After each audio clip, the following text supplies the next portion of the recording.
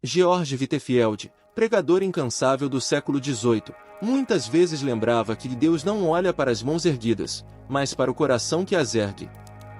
Essa verdade atravessa séculos e chega até nós como uma flecha, desnudando a religiosidade vazia que tantas vezes substitui o relacionamento vivo com o Criador. Há momentos na história da Igreja em que precisamos parar, olhar para dentro de nós mesmos e perguntar: o que realmente está no centro da minha adoração? Vivemos em uma era de gestos corretos e protocolos bem ensaiados. Sabemos quando levantar as mãos, quando nos ajoelhar, quando ofertar. Mas será que esses atos, por si só, agradam a Deus? Ou será que, como nos dias de Isaías, o Senhor ainda declara: este povo me honra com os lábios, mas o seu coração está longe de mim? Mateus 15:08. Whitefield não suavizava a resposta. Ele denunciava a tentação de transformar a adoração em moeda de troca, um ritual calculado para comprar bênçãos. Ele pregava ao ar livre para milhares, muitas vezes sob insultos e pedras. Não para ensinar um método de culto, mas para chamar homens e mulheres ao novo nascimento, à transformação interior que torna cada ato de adoração uma resposta de amor. Não uma estratégia de barganha. A mensagem dele ecoa no nosso tempo: o cristão verdadeiro adora porque foi redimido, não para ser redimido. Imagine dois adoradores sentados lado a lado. Ambos cantam, ofertam e oram. Um faz temendo perder a bênção se não cumprir cada passo. O outro, movido por gratidão, não consegue conter as lágrimas ao pensar na cruz exteriormente. Parecem iguais, espiritualmente, estão em mundos opostos. É aqui que a diferença entre rito e relacionamento se revela. Essa é a urgência da nossa geração: voltar a adorar em espírito e em verdade. Como Jesus ensinou a mulher samaritana, João 4, 23-24. Não basta conhecer a liturgia, é preciso conhecer o Senhor da liturgia. Whitefield advertia que rituais podem levar ao orgulho. Mas somente o relacionamento leva à santidade. Hoje, vamos expor a raiz dessa questão. Não para desprezar os rituais, pois eles têm seu lugar, mas para recolocá-los na posição correta. Ferramentas que expressam um coração já rendido, não chaves mágicas para manipular Deus. A pergunta que guiará nossa jornada é simples, mas penetrante. Sua adoração é o transbordar de um coração transformado ou o cumprimento cuidadoso de uma obrigação religiosa? O cenário da igreja contemporânea, em muitos aspectos, se assemelha a uma vitrine bem organizada. Por fora, vemos ordem, beleza e atividade constante. Há cultos bem estruturados, ministérios variados, músicas ensaiadas, pregações eloquentes. Porém, se olharmos mais de perto, e, principalmente, se olharmos com os olhos espirituais, perceberemos que algo profundo está faltando. Georg Whitefield, se estivesse entre nós, provavelmente levantaria a mesma questão que levantou diante da Inglaterra e das colônias americanas do século XVIII: onde está o novo nascimento? Hoje, a adoração em muitas comunidades cristãs se concentra fortemente no que é visível e programável. Temos horários precisos, ordem de serviço definida, tempos de louvor e oração marcados. Isso, por si só, não é errado. A Bíblia é clara ao afirmar que Deus não é Deus de confusão, mas de paz, 1 Coríntios 14:33. Contudo, o problema surge quando o programa substitui a presença. E o rito substitui o relacionamento. Quando as pessoas passam a medir sua espiritualidade pela frequência com que cumprem essas rotinas, e não pela intimidade real com Cristo, algo vital foi perdido. Whitefield conheceu uma igreja assim. Na Inglaterra de sua época, a maioria frequentava os cultos, participava das liturgias e seguia as tradições estabelecidas. Mas, como ele dizia, muitos têm a forma da religião, mas negam o seu poder. Confronte com 2 Timóteo 3:5. Ele via multidões que sabiam exatamente quando recitar as orações, quando se ajoelhar, quando cantar, mas que não demonstravam frutos de arrependimento ou transformação. No nosso tempo, o cenário se repete com novas roupagens. Há igrejas que investem pesadamente em iluminação, som e produção audiovisual para criar uma experiência de culto imersiva. Há mensagens cuidadosamente elaboradas para tocar as emoções, playlists que conduzem a momentos de catarse coletiva. Mas se, ao final, corações não são regenerados e vidas não são transformadas, essa experiência, por mais bela que seja, é apenas um ritual moderno. A tecnologia, as redes sociais e a cultura da performance também moldaram a maneira como muitos encaram a adoração. Não é raro ver pessoas preocupadas em registrar o momento perfeito de louvor para postar no Instagram ou no TikTok. Wittefeld, que pregava ao ar livre sem microfones ou holofotes, certamente se perguntaria: estamos adorando a Deus ou estamos nos apresentando para uma plateia invisível? O contexto atual também é marcado por uma teologia de consumo. Muitos procuram uma igreja como quem procura um serviço que atenda às suas preferências. Boa música, cadeiras confortáveis, pregação breve, estacionamento amplo, atividades para crianças. A adoração, nesse modelo, se torna algo que deve valer a pena para o frequentador. E quando ela não satisfaz suas expectativas pessoais, a solução é procurar outra comunidade que o agrade mais. Esse espírito de consumo mina a essência do culto cristão. Wittefeld pregava com lágrimas nos olhos para pessoas que, muitas vezes, estavam em pé por horas, sob sol ou chuva, ouvindo a palavra de Deus. Ele não oferecia conforto, mas confronto, não oferecia entretenimento, mas exortação. Ele entendia que o Evangelho não é um produto a ser adaptado ao gosto do cliente, mas a verdade eterna que exige arrependimento e fé. Outro aspecto preocupante é como o próprio conceito de bênção foi distorcido. Em muitos púlpitos, bênção é sinônimo de prosperidade financeira, saúde perfeita e realização pessoal. Isso leva muitos a tratar a adoração como investimento. Se eu ofertar, Deus vai me devolver multiplicado. Se eu for fiel nos rituais, Ele vai me proteger e prosperar.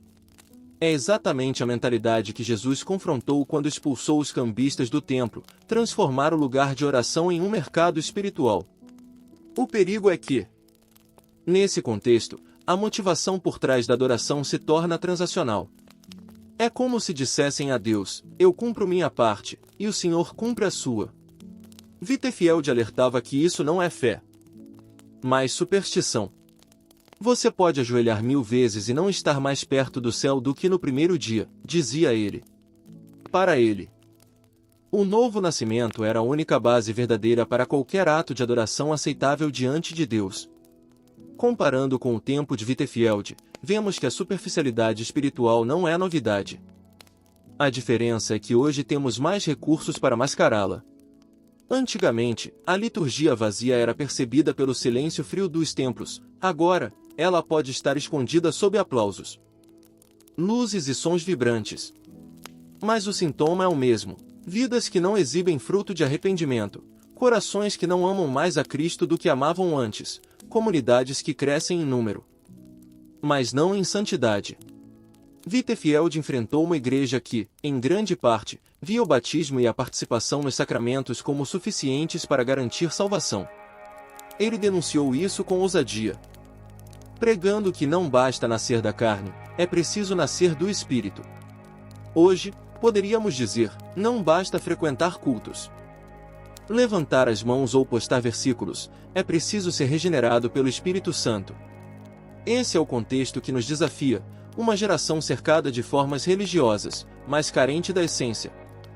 Uma geração que sabe como parecer espiritual, mas luta para viver de forma santa quando ninguém está olhando. Uma geração que, muitas vezes, confunde a emoção momentânea de um louvor intenso com a obra profunda da graça de Deus no coração.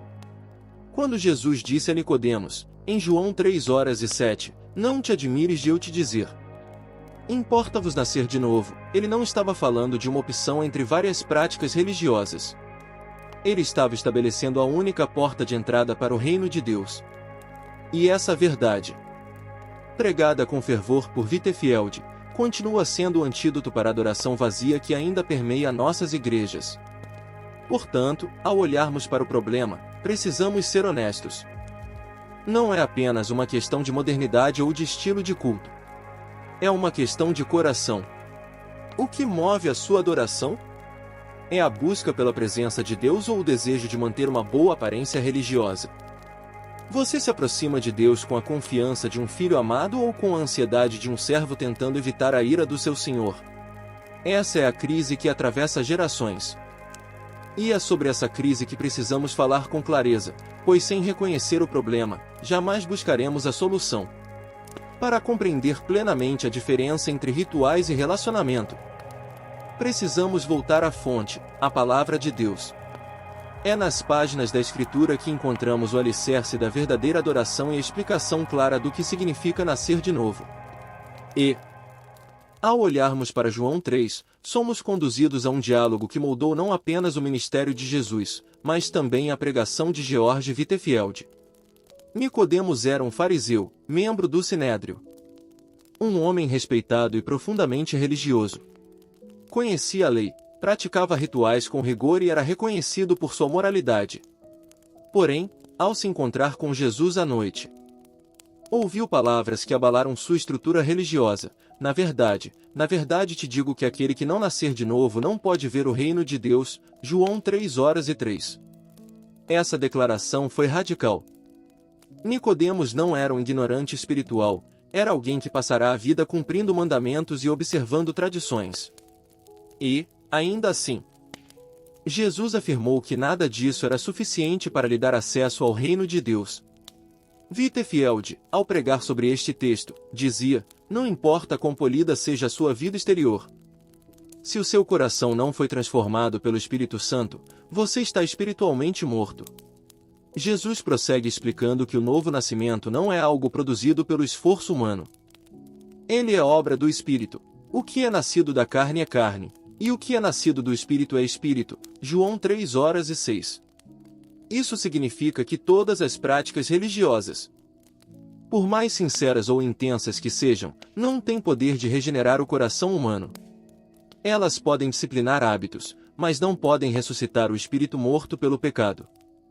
Whitefield enfatizava que essa transformação é tão profunda que altera completamente a disposição da alma diante de Deus.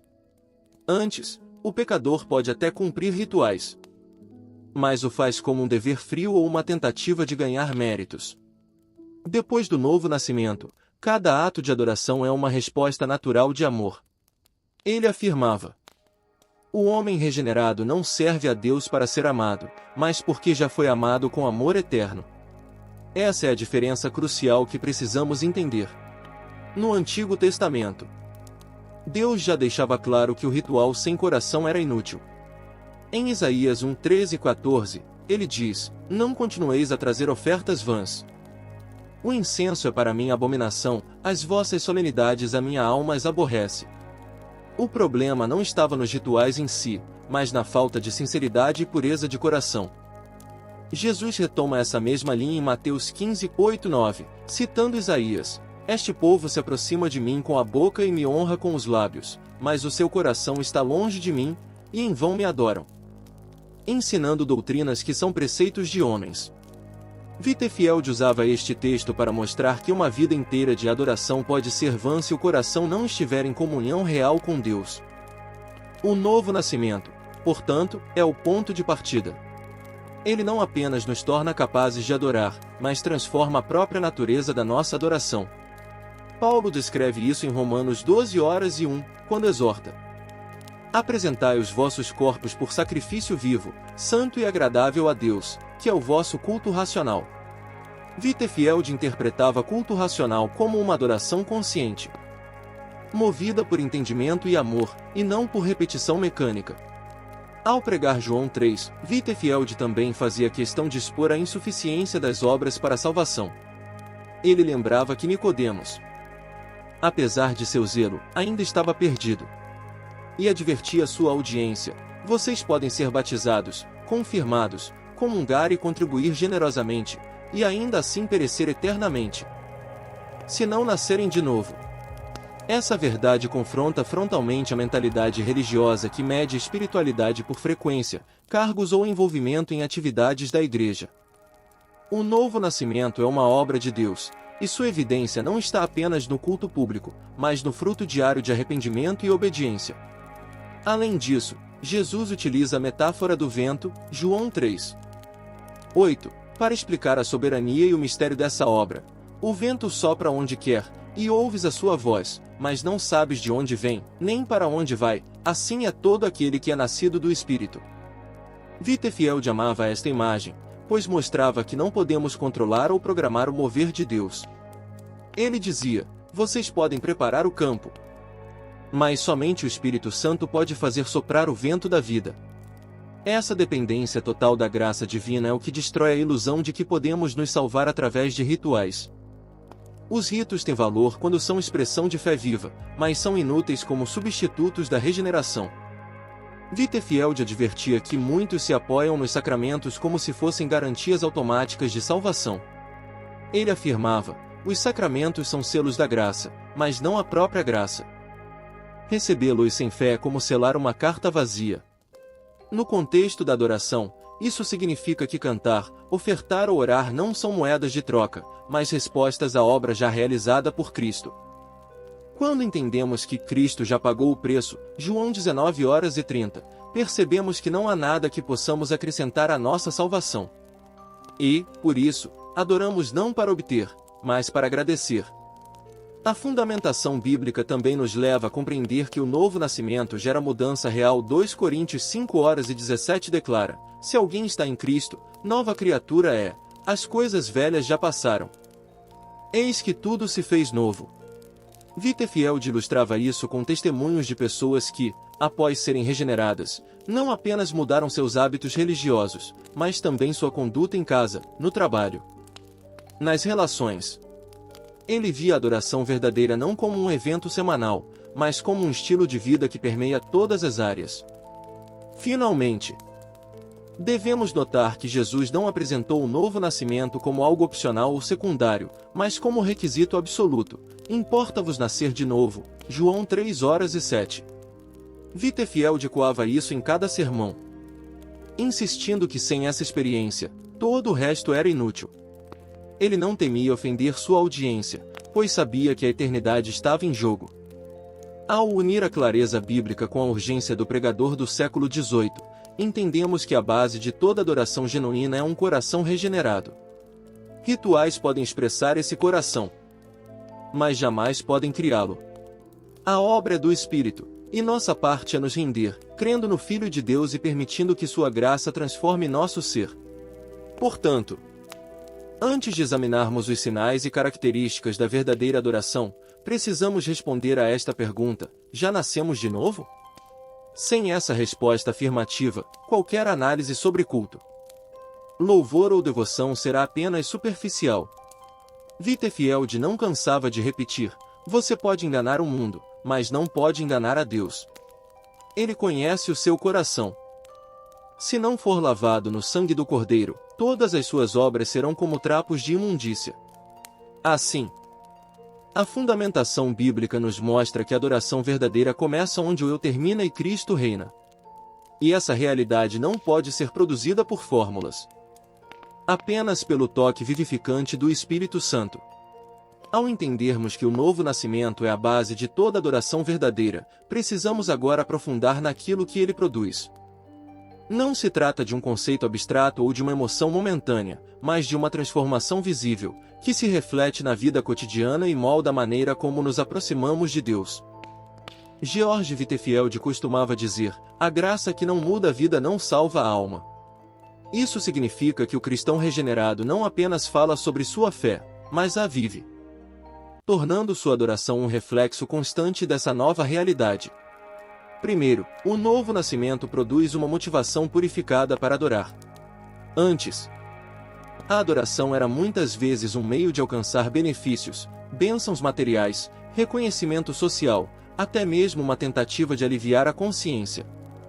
Depois que o Espírito Santo transforma o coração, o alvo deixa de ser o que eu recebo e passa a ser quem ele é. O adorador regenerado entende que não há barganha possível com o Criador. Toda sua devoção é resposta a uma obra já consumada na cruz. Whitefield lembrava que o verdadeiro adorador canta não porque a vida está perfeita, mas porque o Salvador é perfeito. Segundo, essa nova vida gera coerência entre culto e conduta. Em outras palavras, não há separação entre o que se faz no domingo e como se vive na segunda-feira. O regenerado adora com as mãos levantadas no templo, mas também com as mãos estendidas para servir ao próximo. Sua oração no culto é acompanhada por atitudes de humildade e paciência fora dele. Wittefield via nisso um dos sinais mais claros de autenticidade. O cristão que louva com a língua e fere com as ações ainda não entendeu o que é adorar em espírito e em verdade. Terceiro, o novo nascimento conduz a um espírito de gratidão constante. A gratidão se torna a atmosfera da adoração, independentemente das circunstâncias. Enquanto o adorador não regenerado louva quando tudo vai bem e se afasta quando surgem dificuldades, o regenerado entende que a bondade de Deus não depende da sua situação atual.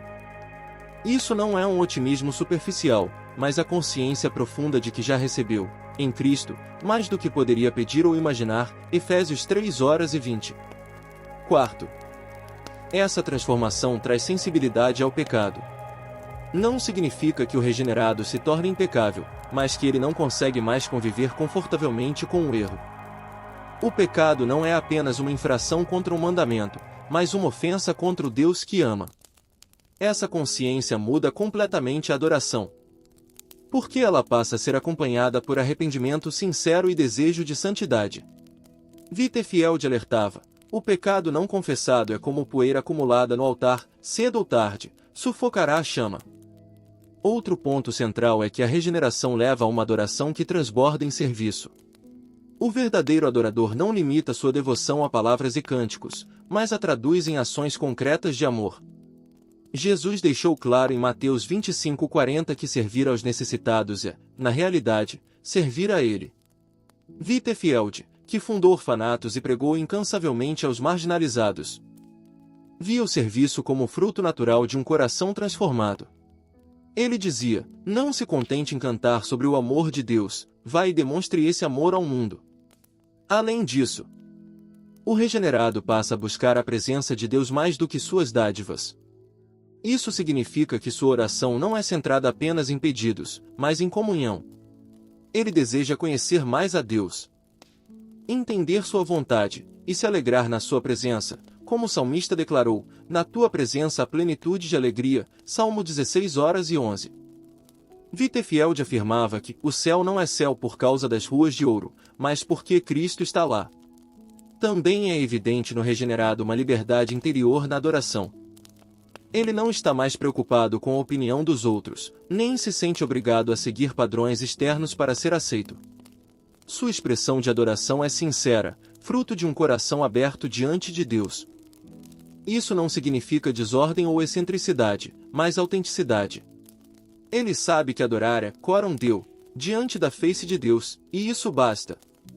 Outro aspecto fundamental é que o novo nascimento produz resiliência na fé.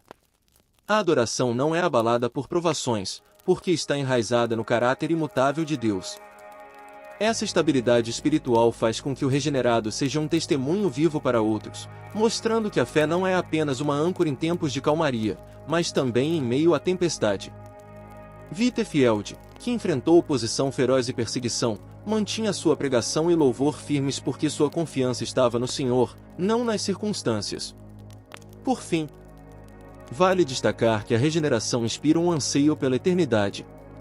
O regenerado adora com a consciência de que está apenas ensaiando para a adoração plena e eterna diante do trono de Deus.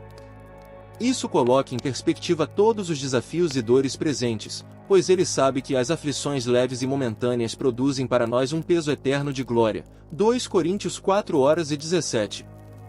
Todos esses elementos não são apenas características isoladas, mas facetas de uma mesma obra, a transformação do coração pelo Espírito Santo. Eles não surgem de um checklist religioso, mas de uma vida enraizada em Cristo. E é essa vida que torna cada ritual carregado de significado, cada cântico cheio de verdade, cada oração impregnada de amor. Wittefield compreendia que, sem essa base, qualquer tentativa de adorar se tornava um esforço vazio. Por isso, insistia em pregar sobre o novo nascimento repetidas vezes, mesmo para audiências que já se diziam cristãs. Ele sabia que, enquanto alguém estivesse confiando em seus próprios ritos, posições ou méritos, não experimentaria a alegria e a liberdade da adoração genuína. Na segunda metade desta sessão, vamos aprofundar como esses pontos se manifestam no dia a dia e como diferenciar sinais verdadeiros de regeneração daqueles que apenas imitam a vida espiritual. Ao observarmos a vida de alguém que afirma ter nascido de novo, não basta identificar comportamentos religiosos superficiais. Precisamos discernir se esses comportamentos brotam de uma raiz viva ou se são apenas folhas artificiais. George Whitefield, em seus sermões, era enfático. O diabo não se incomoda com um cristianismo de aparência, ele teme ao cristão que vive no poder do Espírito. Essa distinção é vital para entender a adoração verdadeira.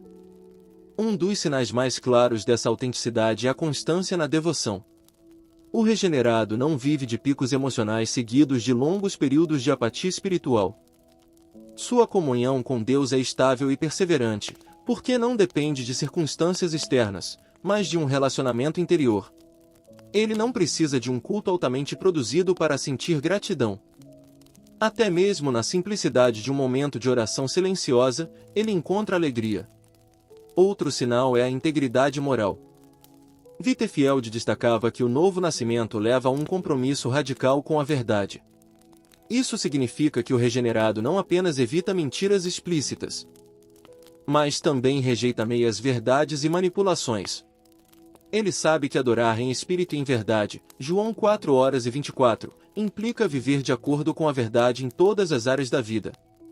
Além disso, o regenerado demonstra a capacidade de perdoar. Este talvez seja um dos frutos mais difíceis e mais claros da regeneração. O perdão não é natural à natureza humana, ele é resultado da graça recebida. Quando um coração perdoa, mesmo diante de feridas profundas, isso revela que a adoração a Deus transcendeu o ritual e se tornou parte do caráter. Whitefield lembrava: quem se ajoelha para orar ao Pai, mas se recusa a perdoar o irmão, levanta-se mais endurecido do que antes. Há também o amor pelo próximo que vai além do círculo de afinidade. O regenerado não serve apenas àqueles que lhe são simpáticos ou que podem retribuir, ele estende bondade até mesmo a estranhos ou inimigos. Isso não é sentimentalismo, mas reflexo do amor divino derramado em seu coração. Romanos 5:5. Esse amor se manifesta em ações práticas, ajudar, visitar, sustentar, consolar, que se tornam atos contínuos de adoração. Outro aspecto distintivo é a humildade. O regenerado não busca holofotes para sua devoção. Pelo contrário, ele prefere que Cristo seja exaltado e que seu próprio nome seja esquecido. Essa humildade impede que a adoração se torne uma plataforma para autopromoção. Whitefield, apesar de sua fama, orava: Senhor, que eu desapareça para que somente tu sejas visto. Na prática diária, esses sinais verdadeiros se diferenciam dos falsos de forma marcante. O falso adorador pode demonstrar fervor momentâneo, mas sua vida fora do culto revela incoerência. Pode cantar sobre perdão, mas alimentar ressentimento. Pode proclamar amor, mas agir com indiferença. Pode falar de santidade, mas negociar princípios. Por outro lado, o verdadeiro adorador vive de forma integrada. Sua adoração não é compartimentalizada, mas permeia sua conduta em casa, no trabalho, nos relacionamentos. Ele não precisa de um público para adorar. Vive coram Deo, diante de Deus, em todos os momentos. Whitefield via a autenticidade como algo que resiste à prova do tempo e das dificuldades. Ele pregava ao ar livre, muitas vezes diante de opositores, e observava que aqueles realmente regenerados permaneciam firmes mesmo sob perseguição. O falso, diante da pressão, rapidamente se afastava. Essa perseverança é um sinal inequívoco de que a raiz é profunda.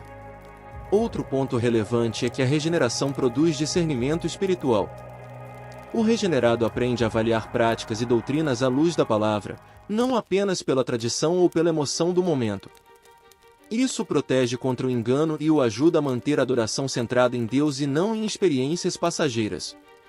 Finalmente, o regenerado experimenta alegria em obedecer. Para ele, os mandamentos de Deus não são fardos, mas caminhos de vida. Essa obediência voluntária transforma cada ato de conformidade com a vontade divina em adoração prática. Wittefield dizia que o cristão obedece não para se salvar, mas porque foi salvo, não para comprar o favor de Deus, mas porque já o possui. Compreender e reconhecer esses sinais não é apenas uma questão teológica, mas uma necessidade pastoral e pessoal.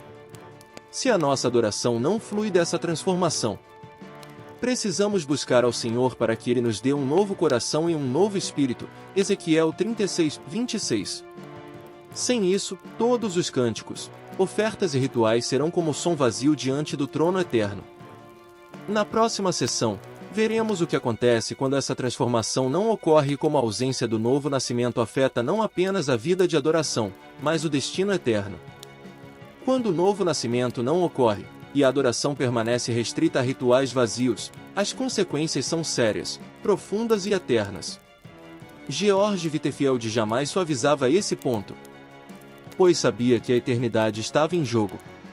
Ele pregava com a voz embargada: prefiro ofender vocês agora com a verdade do que consolá-los com uma mentira que os conduzirá ao inferno. A primeira consequência evidente é a ilusão de segurança espiritual. Pessoas podem viver décadas acreditando que estão bem com Deus apenas porque participam de cultos, cantam louvores, dão ofertas e seguem costumes religiosos. Essa falsa segurança é mortal, porque impede o reconhecimento da verdadeira necessidade de arrependimento. Jesus advertiu sobre isso em Mateus 7, 21-23. Quando disse que muitos lhe dirão naquele dia: Senhor, Senhor, não profetizamos nós em teu nome? Então lhes direi abertamente: nunca vos conheci, apartai-vos de mim, vós que praticais a iniquidade. Wittefield usava esse texto para lembrar que a familiaridade com o nome de Cristo não é a mesma coisa que intimidade com ele. A segunda consequência é o endurecimento gradual do coração. Quando os rituais são repetidos sem sinceridade, eles deixam de ser meios de graça e se tornam mecanismos de autojustificação. A pessoa se acostuma a cumprir o protocolo e ignora o chamado à transformação. Com o tempo, a voz da consciência se torna mais fraca, e o pecado encontra menos resistência. É como a ferrugem que corrói silenciosamente uma estrutura até que ela desabe. Terceiro, há a esterilidade espiritual. Jesus, em João 15, é claro: todo ramo que, estando em mim, não der fruto, ele o corta. A ausência de fruto é sinal de que a conexão com a videira verdadeira nunca existiu de fato. Wittefield ilustrava isso dizendo que muitos bancos das igrejas estão ocupados por ramos secos que apenas ocupam espaço, mas não alimentam ninguém com vida. O adorador não regenerado pode parecer verde por fora por um tempo, mas cedo ou tarde a falta de fruto revela a ausência de vida. Outra consequência grave é o engano coletivo. Quando uma comunidade inteira abraça a adoração ritualista sem vida, cria-se uma cultura onde a forma é mais valorizada que a essência. Novos convertidos aprendem a imitar gestos e palavras, mas não são ensinados a buscar transformação. Wittefield observava isso na igreja estatal de sua época. O sistema formava bons cidadãos, mas não discípulos de Cristo. Ele alertava: vocês podem frequentar a igreja e ainda assim caminhar lado a lado com o mundo rumo à perdição. Além disso, o ritualismo vazio abre espaço para o orgulho espiritual. A pessoa passa a se considerar melhor do que os outros porque cumpre regras religiosas com mais rigor. Isso foi exatamente o que Jesus condenou nos fariseus, que amavam ser vistos orando e jejuando. Esse orgulho não apenas afasta de Deus, mas também destrói o testemunho cristão diante do mundo. Wittefield lembrava que o fariseu sobe ao templo para se exibir. O publicano vai para se humilhar, e só um deles desce justificado. Outra consequência inevitável é a frustração espiritual. Quando alguém espera receber de Deus recompensas proporcionais ao seu desempenho ritual, acaba se decepcionando. Orações não respondidas, problemas não resolvidos e lutas persistentes são interpretados como sinais de que Deus não cumpre sua parte. Essa frustração leva muitos a abandonarem a fé ou buscarem alternativas distorcidas. Wittefield afirmava que o homem que serve a Deus apenas pelo que pode obter acabará desistindo quando a recompensa demorar. No plano eterno, a consequência mais séria é a condenação final. A ausência do novo nascimento significa permanecer morto em delitos e pecados, Efésios 2:1. Sem a regeneração, não há reconciliação com Deus, e a adoração, por mais bela externamente, é rejeitada. Jesus advertiu que, no juízo, não serão os rituais que contarão, mas se nossos nomes estão escritos no livro da vida. Wittefield pregava que o inferno estará cheio de frequentadores assíduos de cultos que jamais nasceram de novo. Essas consequências também afetam a vida prática aqui e agora. Um coração não regenerado tende a usar a religião como escudo para evitar confrontos com a verdade. Ele participa de ministérios e eventos, mas evita conversas profundas sobre pecado e santidade. Com isso, permanece preso aos mesmos vícios, ressentimentos e padrões mundanos. A adoração se torna uma fuga da transformação, não um instrumento dela. Por outro lado, a ausência de adoração verdadeira enfraquece a igreja como corpo. Congregações formadas majoritariamente por membros não regenerados tendem a se dividir facilmente. Pois falta o fruto do Espírito que promove unidade, amor, alegria, paz, longanimidade, benignidade, bondade, fidelidade, mansidão e domínio próprio. Gálatas 5, 22, 23. Sem esses frutos, qualquer conflito vira motivo de separação, e o testemunho diante do mundo se torna fraco. O próprio culto público perde sua força quando é esvaziado de vida espiritual.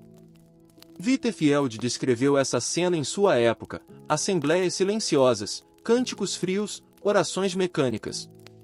Ele dizia: quando o Espírito de Deus não está presente, o culto pode ser correto na forma e morto no conteúdo. Isso também se aplica hoje, mesmo em ambientes com música vibrante e pregação eloquente, sem o mover do Espírito, tudo é som sem substância.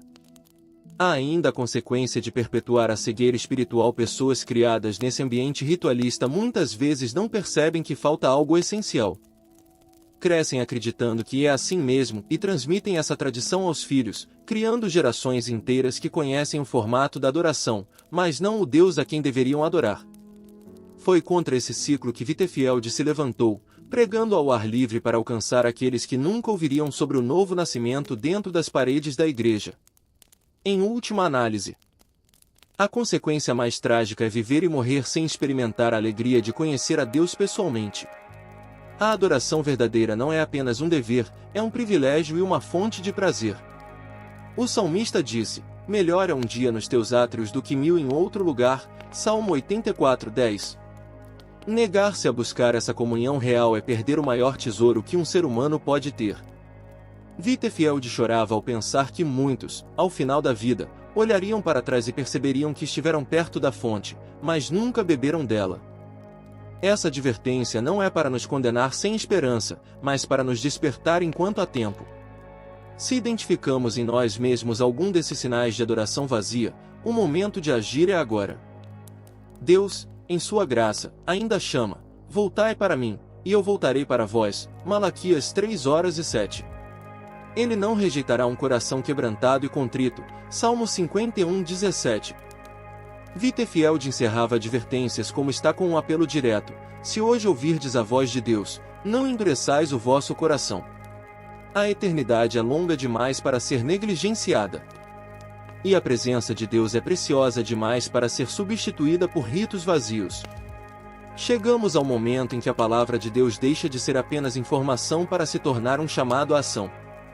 O objetivo de toda esta mensagem, como George Wittefield pregava incansavelmente, não é entreter ou provocar reflexão superficial, mas levar cada ouvinte a um encontro real com o Salvador.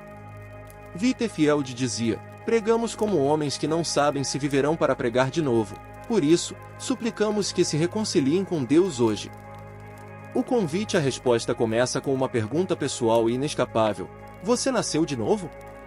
Não se trata de perguntar se você já frequentou a igreja, se foi batizado ou se participa ativamente de um ministério. Trata-se de saber se o Espírito Santo já transformou o seu coração, dando-lhe novos afetos, novo propósito e nova vida. Jesus foi direto com Nicodemos: importa-vos nascer de novo. João 3:7. Não há alternativa, não há atalho. Responder a este convite exige humildade. É preciso admitir que os rituais, por mais bonitos que sejam, não podem salvar. É preciso reconhecer que toda a nossa justiça própria é como trapo de imundícia diante de Deus. Isaías 64:6. Vitterfield enfatizava que enquanto o homem tentar se salvar pela sua religião, continuará perdido, mas quando abandonar a confiança em si mesmo e correr para Cristo, encontrará a vida. O primeiro passo dessa resposta é arrependimento genuíno. Arrependimento não é apenas sentir tristeza pelo pecado, mas virar as costas para ele e voltar-se para Deus. É reconhecer que o pecado não é um deslize ocasional, mas uma rebelião contra o Senhor do Universo. E é também crer que Cristo pagou integralmente o preço por essa rebelião, oferecendo perdão completo e reconciliação. Em seguida, vem a fé viva. Fé não é acreditar em Deus de forma genérica, mas confiar pessoalmente em Cristo como Salvador e Senhor. É depositar toda a esperança em Ele, e não nas próprias obras. Vitterfield repetia: a fé que salva é aquela que nos leva a abandonar todos os outros salvadores e descansar somente em Jesus. Responder a este chamado significa também entregar a vida por completo a Deus. Não se trata de adicionar algumas práticas espirituais à rotina, mas de uma rendição total. É permitir que Ele governe suas decisões, seus relacionamentos, seus recursos e seus planos. Isso é adoração verdadeira, não apenas um ato no culto, mas um estilo de vida que declara: Tu és Senhor de tudo que sou e tenho. Ao fazer essa entrega, a adoração deixa de ser obrigação e passa a ser prazer. O coração regenerado encontra alegria em servir, cantar, orar e obedecer. Não porque precisa, mas porque quer. Como Davi declarou: agrada-me fazer a tua vontade, ó Deus meu, Salmo 48. Essa mudança de motivação é a marca de quem foi tocado pela graça. Tal entrega não acontece em isolamento. Deus nos chama para viver essa nova vida em comunidade. Parte da resposta ao chamado é se unir ao povo de Deus, participar da vida da igreja. Não como mero espectador, mas como parte ativa do corpo de Cristo.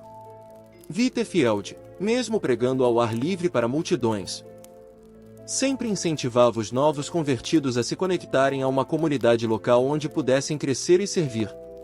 Neste momento, o convite se torna urgente. Você não sabe quanto tempo tem.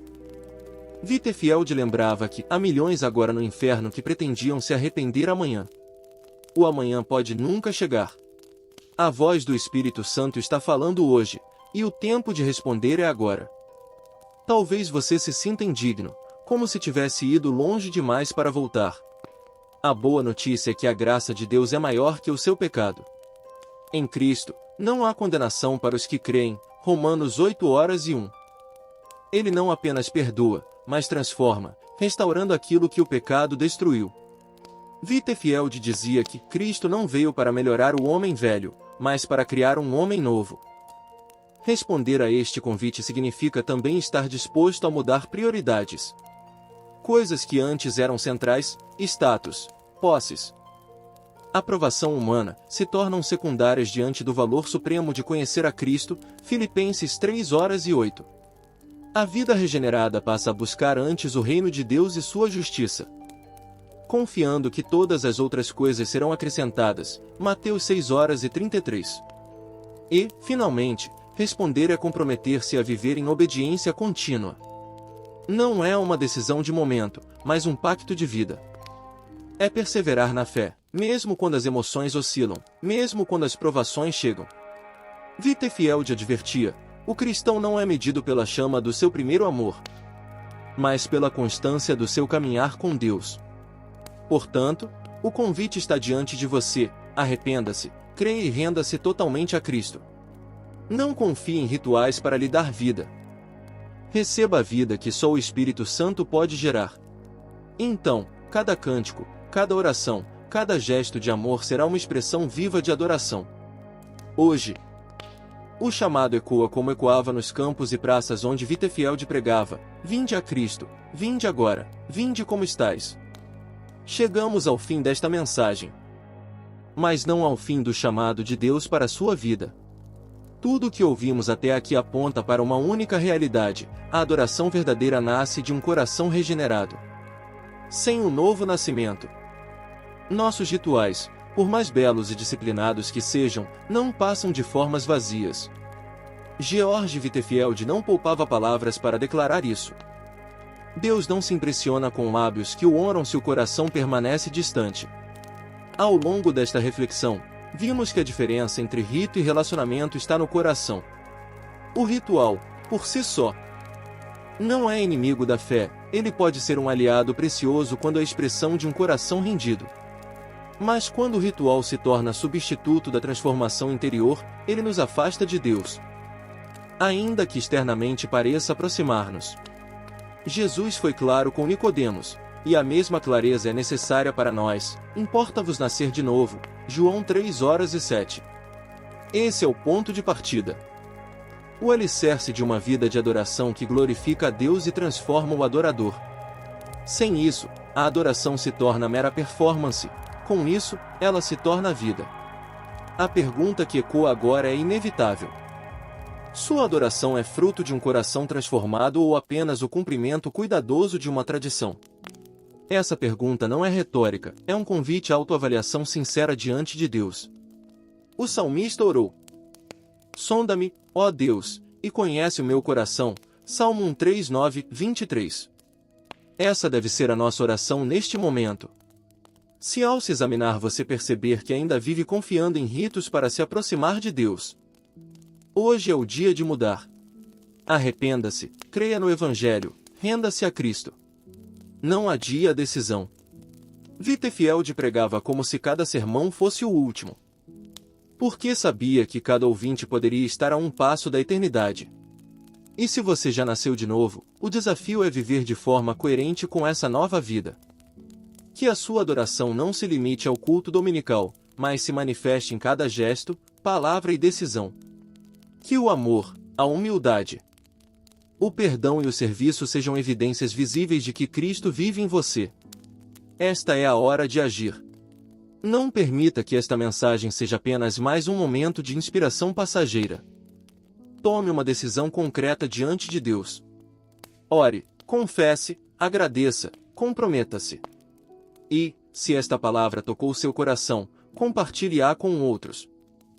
Seja instrumento para que mais pessoas descubram que a verdadeira adoração não é um ritual a ser cumprido, mas um relacionamento vivo com o Deus que nos amou primeiro. Assim como Whitefield concluiu tantas vezes diante de multidões silenciosas, eu também repito: a porta está aberta, o convite está feito, e o Senhor aguarda. Venha Cristo, venha agora.